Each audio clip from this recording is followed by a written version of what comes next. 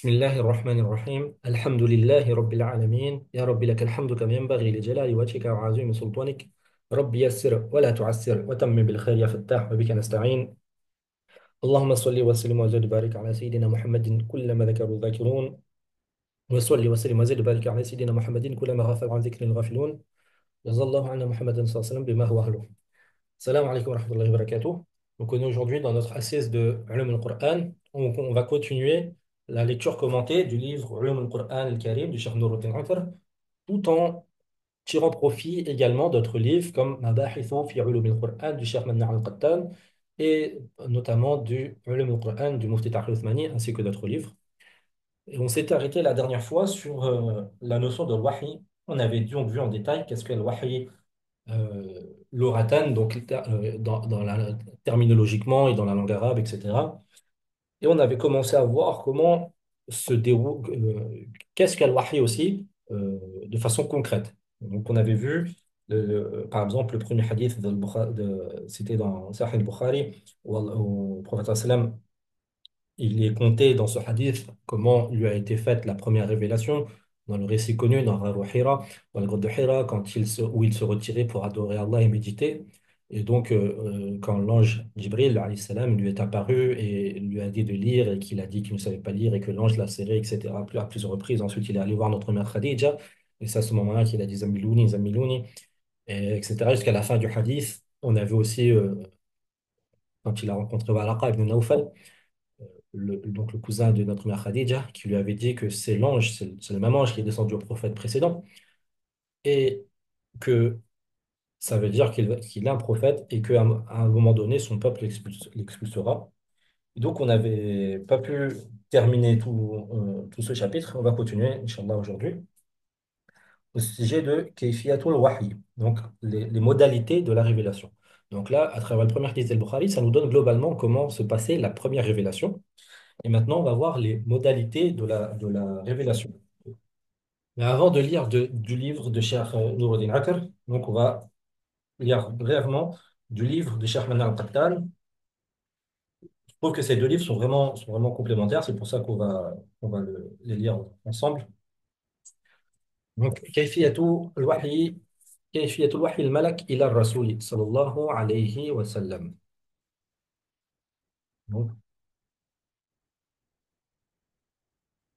euh, وحي الله إلى أنبيائه إما أن يكون بغير واسطة وهو ما ذكرناه آنفا وكان منه الرؤيا الصالحة في المنام والكلام الإلهي من وراء حجاب يقظة وإما أن يكون بواسطة ملك الوحي وهو الذي يعنينا في هذا الموضوع لأن القرآن الكريم نزل به ولا تخلو كيفية وحي الملك إلى الرسول صلى الله عليه وسلم من إحدى الحالتين.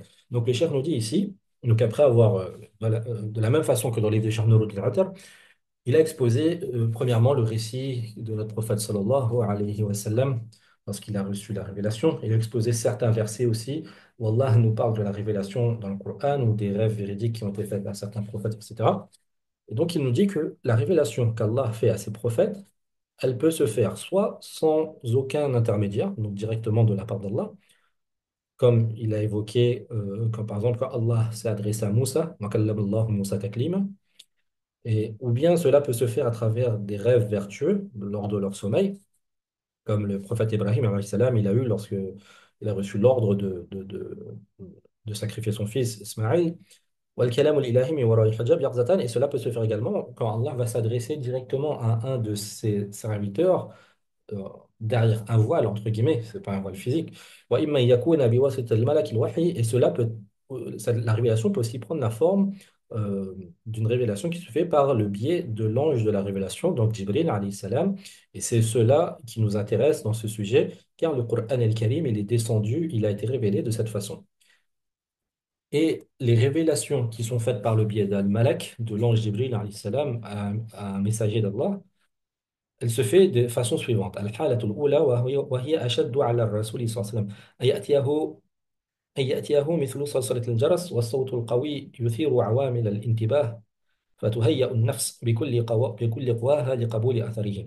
Donc la première façon, c'est la façon la plus difficile physiquement pour le messager auquel Allah révèle par le biais de l'ange, c'est que l'ange lui vient et avec la révélation, et cela lui parvient comme les bruits d'une chaîne les bruits d'une chaîne qui est secouée sur une roche. Donc, c'est des tintements incessants et c'est un bruit très fort qui vient euh, éveiller jusqu'au plus profond de l'âme et ça vient préparer. Et l'âme, elle se met en alerte avec tous ses sens pour accepter, pour pouvoir recevoir cette révélation. فإذا نزل الوحي بهذه الصورة على الرسول صلى الله عليه وسلم نزل عليه وهو مستجمع القوى الإدراكية لتلقيه وحفظه وفهمه. Donc cette forme de révélation, on verra plus tard le détail, elle est très dure physiquement pour le prophète parce que tous ses sens sont en alerte et c'est lourd physiquement pour lui. Et donc, à ce moment-là, le prophète, alayhi salatu wassalam, il réunit toute sa puissance cognitive et toutes ses capacités afin de comprendre, d'accueillir cette révélation, de la retenir et de la comprendre. وقد يكون هذا الصوت حفيف أجنحة الملائكة المشار إليه في الحديث إذا قضى الله الأمر في السماء ضربت الملائكة بأجنحتها خضعانا لقوله كالسلسلة على صفوان. Et donc, ce bruit, ce tintement incessant comme des cloches, d'où il provient, le Cheikh Ahmad al-Qattan nous dit qu'il provient des battements des ailes des malaïkas, des anges dont il est question dans le hadith dans lequel il est dit que lorsque Allah subhanahu wa ta'ala décrète un ordre dans les cieux, alors les anges frappent de leurs ailes par humilité face à cet ordre. Euh, Et ça produit comme une silsilat al safwan, comme une chaîne qui est traînée et qui est battue sur de la roche, sur une montagne. وقد يكون صوت الملك نفسه في أول سماع الرسول صلى الله عليه وسلم. Et cela peut également être la voix de l'ange qui parvient comme ça au messager, dans lui du messager. والحالة الثانية أن يتمثل له الملك رجلا ويأتيه في صورة بشر. Donc la deuxième façon, c'est que l'ange, il va se venir au prophète sous la forme d'un être humain. Et cette forme de révélation est la plus légère pour le messager que la précédente, c'est-à-dire physiquement. حيث يكون التناسب بين المتكلم والسامع ويأنس الرسول النبوة عند سماعه من رسول الوحي. Pourquoi c'est plus facile? Parce que là, ça se passe entre quelqu'un qui a physiquement la forme d'un être humain et le prophète sallam. Et donc, il y a un tanasub, il y a un certain rapport, un certain lien qui s'installe entre l'interlocuteur et le locuteur. Et le prophète, le messager, il est plus à même de recevoir la prophétie et d'entendre cela du messager de la révélation. Et وَيَطْمَئِنُّ إِلَيْهِ إِطْمِئْنَانَ الْإِنسَانِ لِأَخِيهِ الْإِنسَانِ. Il va être apaisé de la même façon que l'être humain il est apaisé quand il est en contact avec son frère humain. Et la façon dont Jibril alayhi salam va apparaître, il va apparaître sous la forme d'un homme. Et donc, on voit dans le hadith que c'était des fois sous la forme d'un compagnon semblable à celle du compagnon d'Yahya al-Kalbi. Et ça ne suffit, c'est juste sa forme qui est un homme, mais il reste un malak.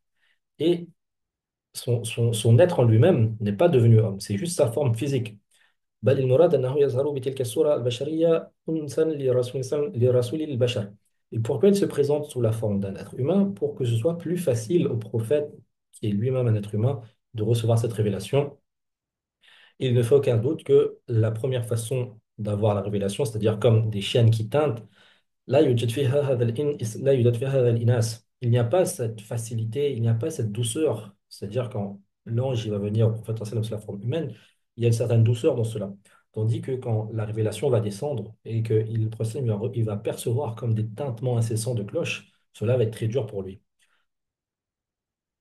Donc, c'est pour cela que l'ange, il vient des fois sous la forme humaine auprès du prophète sallallahu alayhi wa sallam pour lui faire des révélations.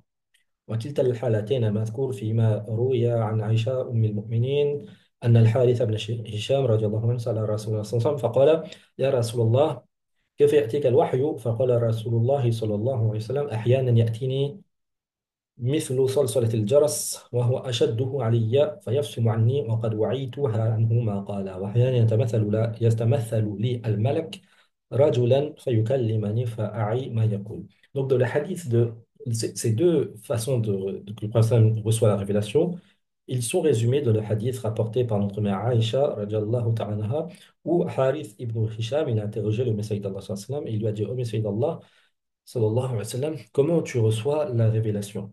comment te parvient la révélation? Et dans ce hadith, le prophète sallallahu alayhi wa sallam lui a répondu, des fois, elle me parvient comme des tintements de cloche, des tintements d'une chaîne. Et c'est la façon la plus dure pour moi. Et lorsque cela cesse, lorsque elle cesse, c'est la révélation cesse et donc les tapements de cloche cessent, وَعِيتُ عَنْهُ مَا قَالَ. Alors j'ai compris intérieurement en moi ce qu'il m'a été révélé, ce que l'ange a dit. وأحيانا, et des fois, l'ange il va se matérialiser sous la forme d'un homme, il va me parler et je vais comprendre ce qu'il dit. Donc ça, c'est ce que le cheikh euh, Manna al-Qattan dit en résumé sur ce sujet-là. On peut aussi lire, avant d'entrer dans le livre de Cheikh Noureddin Akar, ce qu'il a dit au sujet de comment Djibril reçoit la révélation. Parce que c'est un sujet important aussi. Comment Djibril va recevoir la révélation. Et donc, plus globalement, comment Allah va révéler ce qu'il a révélé à ses anges. Donc, il dit جاء في القرآن الكريم ما ينص على كلام الله لملائكته وإذ قال ربك للملائكة إني جاعل في الأرض خليفة قالوا أتجعل فيها من يفسد فيها ويسفك الدماء ونحن نسبح بحمدك ونقدس لك. Donc, dans le Coran el-Karim, il y a ce qui indique clairement la parole d'Allah subhanahu wa ta'ala à ses malaïkas, à ses anges. Comme dans Surat al-Baqarah, où Allah dit et lorsque ton Seigneur dit aux anges, lorsque ton Seigneur a dit aux anges, aux malaïkas, certes, je vais placer sur terre un khalifa, un vicaire, quelqu'un qui va gérer la terre selon mon ordre. Ils dirent, Ataj'alu fiha man yufsidu fiha. Vas-tu placer sur celle-ci celui qui va y semer la corruption et qui va y faire couler le sang jusqu'à la fin du verset. Donc, ce verset, c'est clair. Allah subhanahu wa ta'ala dit clairement, lorsque ton Seigneur a dit aux anges, et ensuite il dit, Inni ja'alu fil ardi khalifa. Il y a également un autre verset qui indique cela. وَعَلَى يُحْيِهِ إِلَيْهِمْ إِذْ يُوحِي رَبُّكَ إِلَى الْمَلَائِكَةِ أَنِّي مَعَكُمْ فَثَبِّتُوا الَّذِينَ آمَنُوا. C'est le verset dans Surat Al-Anfal où Allah dit, et lorsque ton Seigneur révéla aux malaïkas, révéla aux anges, qu'est-ce qu'il révéla? Deux points, أَنِّي مَعَكُمْ. Il révéla aux anges de dire aux croyants, je suis avec vous. فَثَبِّتُوا الَّذِينَ آمَنُوا. Et donc, vous les anges, فَثَبِّتُوا الَّذِينَ آمَنُوا. Raffermissez ceux qui ont cru, c'est-à-dire les croyants lors de la bataille, lorsque la sourate Anfal fut révélée. La révélation d'Allah aux anges peut aussi euh, euh, se dérouler على قيامهم بتدبير شؤون الكون حسب أمره, pour que les anges s'occupe de la gestion des affaires des univers en fonction de l'ordre d'Allah. Et c'est notamment lorsque Allah s'adresse aux anges dans Surat Al-Dhariyat, فَالْمُقَسِّمَاتِ أَمْرًا, Allah parle des anges, il dit, et ceux qui, al-muqassimat amra, c'est-à-dire les anges qui vont répandre et partager l'ordre d'Allah dans l'univers, ou bien fal-mudabbirat amra, ceux qui vont gérer l'affaire selon l'ordre d'Allah. Ça, c'est le verset dans Surat Al-Nazi'at. وهذه النصوص متآزرة تدل على أن الله يكلم الملائكة دون واسطة بكلام يفهمونه. Et donc, ces textes qui s'ajoutent entre eux, ils indiquent clairement qu'Allah subhanahu wa ta'ala va parler aux anges sans intermédiaire. Et les anges vont comprendre ce qu'Allah leur dit. ويؤيد هذا ما جاء في الحديث عن النواس بن سمعان رضي الله عنه قال رسول الله صلى الله عليه وسلم إذا أراد الله تعالى أن يوحي بالأمر تكلم بالوحي أخذت السماوات منه رجفة أو قال رعدة شديدة خوفا من الله عز وجل فإذا سمع ذلك أهل السماوات صعقوا وخروا لله سجدا. Donc, il y a également dans le hadith de Nawas, apporté par le compagnon Nawas ibn Sam'an, radiallahu ta'ala anhu, euh, ce qui va dans ce sens-là, donc ce qui indique qu'Allah s'adresse directement à ses anges. Et Nawas ibn Sam'an, il me rapporte que le Messie d'Allah sallallahu alayhi wa sallam a dit, lorsque Allah Ta'ala révèle un ordre, donc yuhi, si ça porte yuhi bil amr, il révèle un ordre, takallama bil wahyi, donc il va s'adresser avec al-wahyi, avec la révélation. À ce moment-là, les cieux se mettent à trembler. Les cieux sont comme akhadat samawati minhu rajfa, aw qala ra'da. Les cieux sont comme secoués, sont comme foudroyés. Et de peur intense envers Allah subhanahu wa ta'ala. فإذا سمع ذلك أهل السماوات صعقوا. Et lorsque les habitants des cieux, c'est-à-dire les anges, ils entendent cela, ils sont foudroyés. وخروا لله سجدا. Et ils se jettent en sujoud devant Allah, prosternés devant Allah. فيكون أول من يرفع رأسه جبريل. Et le premier qui relève sa tête, c'est Jibril. فيكلمه الله من وحيه بما أراد. À ce moment-là, Allah va lui dire, Allah va s'adresser à lui et va lui dire ce qu'il veut comme les révélations. ثم يمر جبريل على الملائكة. Et après cela, Jibril il va partir et passer devant les autres malaïkas, les autres anges. كلما مر بسماء سأله ملائكتها ماذا قال ربنا يا جبريل فيقول جبريل قال الحق وهو العلي الكبير. Et donc, Jibril, il va passer devant les autres anges et à chaque fois qu'il passe dans un ciel différent, parmi les différents cieux, les anges habitant ce ciel lui disent, qu'est-ce qu'a dit notre Seigneur au Jibril? Et Jibril dit, قال الحق, il a dit al-haq, la vérité, wa huwa al-ali al-kabir, et celui qui est élevé, et c'est lui qui est al-kabir, qui est grand. فيقولون كلهم مثل ما قال جبريل. Et après, les anges, chacun d'entre eux disent, comme a dit Jibril, ils répètent les propos de Jibril. فينتهي جبريل بالوحي إلى حيث أمره الله عز وجل. Ensuite, Jibril, il va là où Allah lui a ordonné apporter la révélation. Hadith أخرجه الإمام الطبراني. Donc, hadith, il est rapporté par l'imam الطبراني.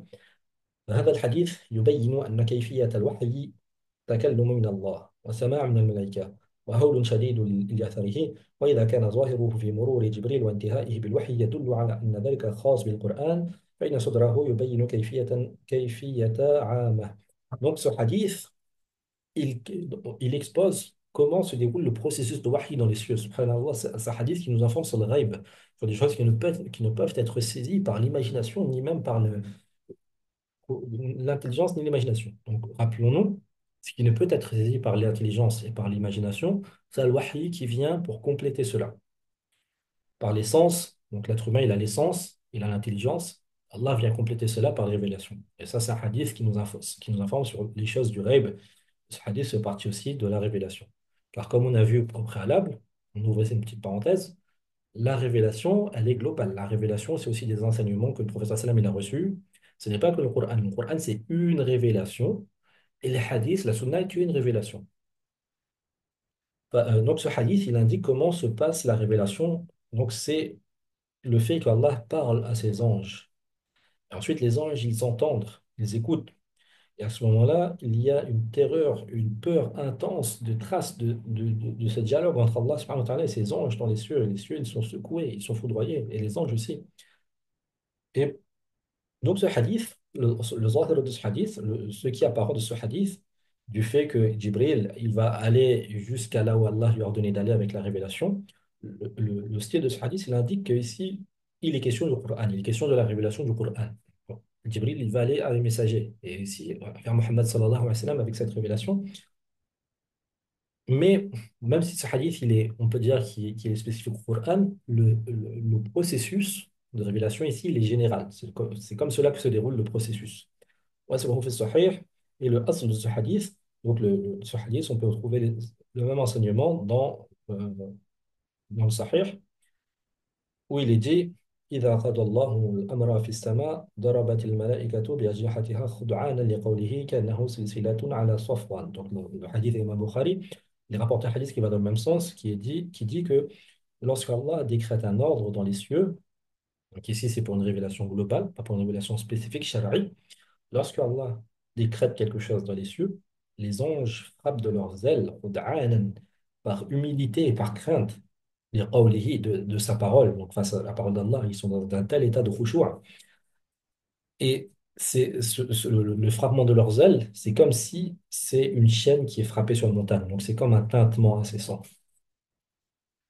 Donc ici, il y a une petite faïda qui est rapportée par le Mufti Taqi Uthmani, qui rapporte quand même du grand savant muhaddith Anwar Shah Kashmiri, celui qui est surnommé Muhaddith al-Asr du siècle dernier, le Muhaddith du siècle, entre guillemets, le Sharih de Bukhari, de Tirmidhi, donc le grand imam Anwar Shah Kashmiri, qui a aussi beaucoup de travaux sur le Coran. Il dit qu'il y a une différence entre le wahi et iha. On avait vu lors de la discussion sur le sens de le wahi et d'où vient linguistiquement le mot wahi.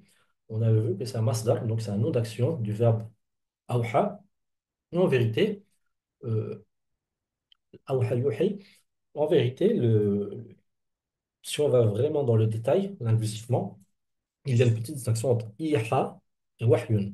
Ihaun et wahyun. En vérité, en ce français, on se traduit par révélation. C'est les noms d'action du verbe révéler. Mais quand on fait tatabbur de leur utilisation, quand on va suivre tous les textes où ces mots sont utilisés de façon distinguée, lorsque iha il est utilisé et que wahy il est utilisé, iha c'est pour des ordres kaouni, c'est pour des ordres généraux. Par exemple, quand Allah il va révéler aux anges de faire tomber la pluie, ou aux anges de secouer telle cité, aux anges de faire bouger les planètes sur leur orbite, etc. Tous les ordres non shara'i, non législatifs, on va utiliser iha. Et pour ce qui est des révélations spécifiques, lorsqu'Allah va révéler un livre à un de ses prophètes, et notamment le Coran, qui est sa dernière révélation sur le dernier des prophètes, le sceau des messagers, Mohammed sallallahu alayhi wa sallam, à ce moment-là, c'est wahyu qui est utilisé. Mais dans la langue, iha et wahyun, c'est des synonymes. Il y a cette petite distinction ici. Donc, iha, ce sera pour les ordres généraux, les révélations générales, et wahyun, ce sera pour les révélations à caractère religieux. Donc, on va poursuivre ce que dit Cheikh Manna al-Qattan. Il dit وثبت أن القرآن الكريم كتب في اللوح المحفوظ لقوله بل هو قرآن مجيد في اللوح المحفوظ. Donc, il nous dit que le Coran al-Karim, il est su il a été mis à l'écrit sur le Lawh al-Mahfouz, la table préservée qui est auprès d'Allah subhanahu wa ta'ala. Et cela, on le connaît parce que cela est mentionné dans Surat al-Buruj par Allah. Il dit Bal huwa Qur'an mahfouz, Bal huwa Qur'an majid, mais c'est plutôt un Qur'an majid, un Qur'an glorieux, une révélation glorieuse, fi lawh mahfouz, qui est sur une tablette gardée. كما ثبت إنزاله جملة إلى بيت العزة من السماء الدنيا في ليلة القدر من شهر رمضان. Et de la même façon, il est attesté que ce Coran il est descendu de façon entière à Bayt al-Izza, qui se situe dans les cieux au-dessus de cette terre, lors de la nuit de Laylatul Qadr, lors du mois de Ramadan, comme on le récite dans Suratul Qadr, Inna anzalnahu fi laylatil Qadr. Et certes, nous l'avons révélé lors de la nuit d'Al-Qadr. Donc Allah a révélé le Coran, il l'a placé dans le ciel supérieur. Et de ce ciel supérieur, après, il est descendu, Jibril est venu petit à petit sur toute la période de révélation au prophète sallam. Et il y a aussi le verset Inna anzalnahu fi laylatin mubarakah, où Allah dit, et certes nous l'avons révélé lors d'une nuit bénie.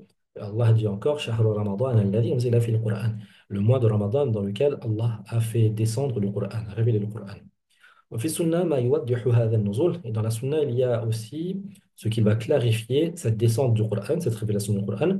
ويدل على أنه غير النزول الذي كان على قلب رسول الله صلى الله عليه وسلم.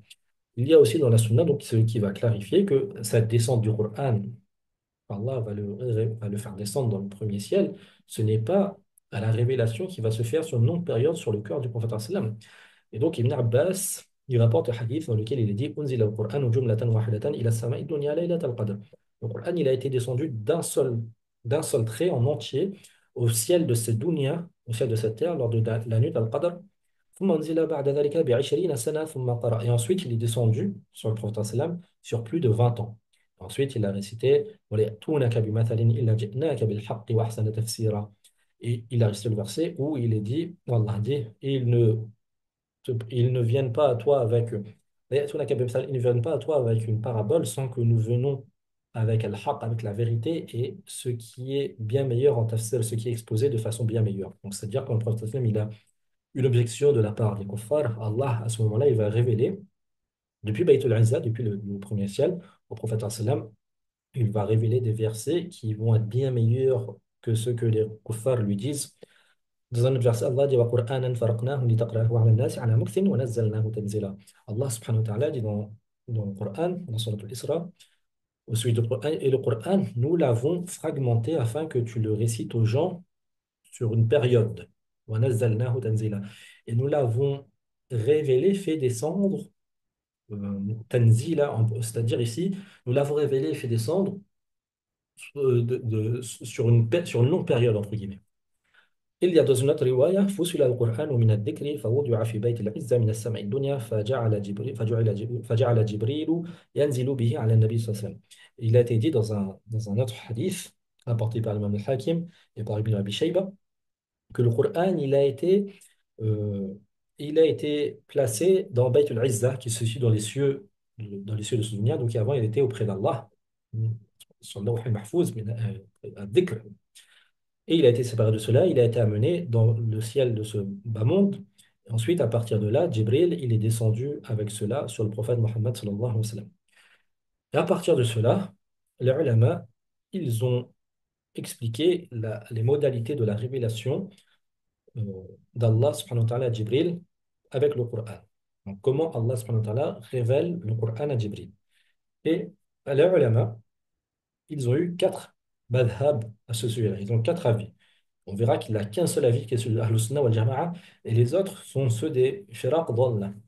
Le premier avis, c'est que Jibril, il a reçu le Coran, il a entendu le Coran d'Allah subhanahu wa ta'ala bilafzuhil makhsous, avec les termes précis. C'est-à-dire qu'Allah lui a révélé chaque verset exactement comme cela a été révélé.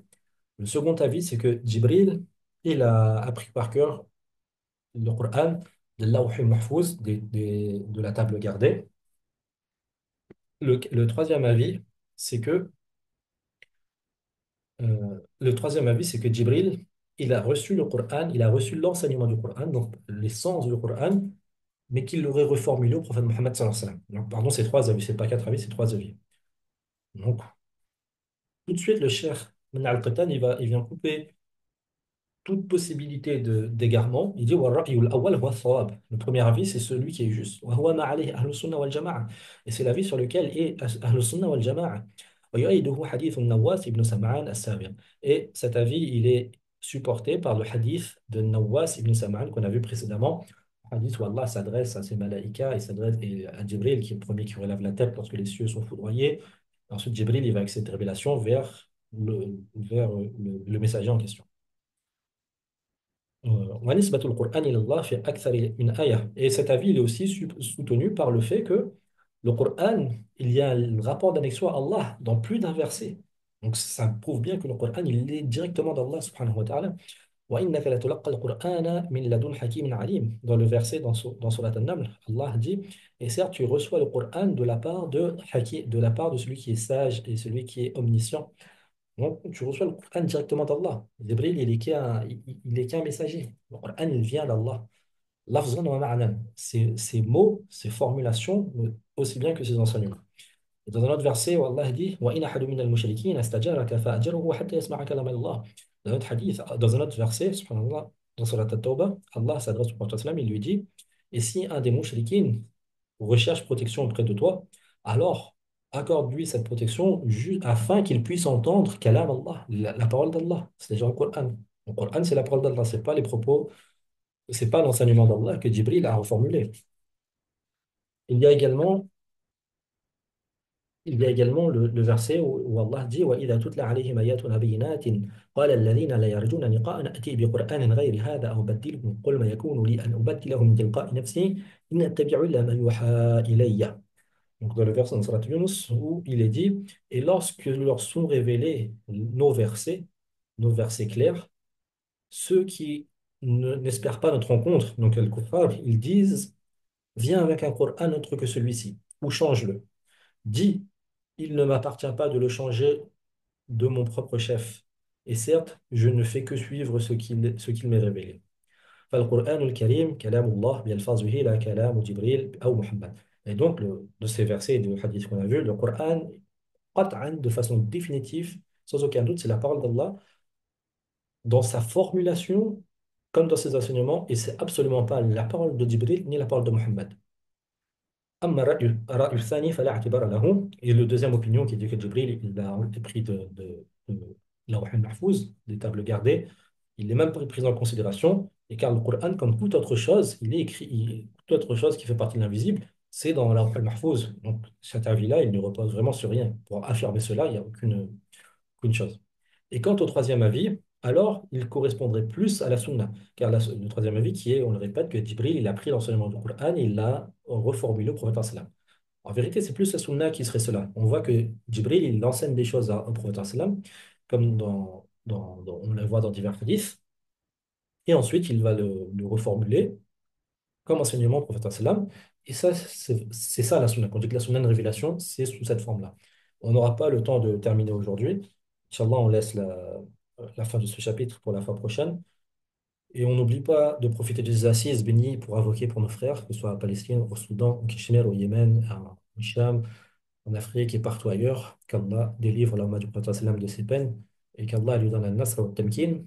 وصلى اللهم على سيدنا محمد وعلى آله وصحبه أجمعين سبحان ربك رب العزة عما يصفون وسلام على المرسلين والحمد لله رب العالمين السلام عليكم ورحمة الله وبركاته